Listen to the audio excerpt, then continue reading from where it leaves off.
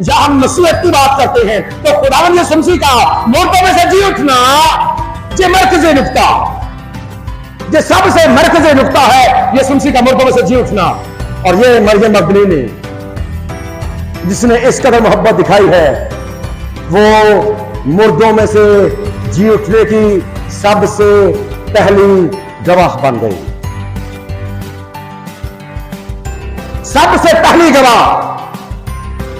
और इसके बारे में जो रोमन कैथोलिक चर्च है उसमें ये ट्रेडिशन है 22 जुलाई को वो इसका दिन भी मनाते हैं। और इसके बारे में कहा जाता है कि ये रसूलों की रसूल है, टाइटल से दे दिया गया है रसूलों की रसूल। रसूलों से मुराद यही शागिर्द हैं जिनको रसूल चुना गया, जिनको खुशखबरी सुनाने के लिए मुकर्रर किया गया। अब उनकी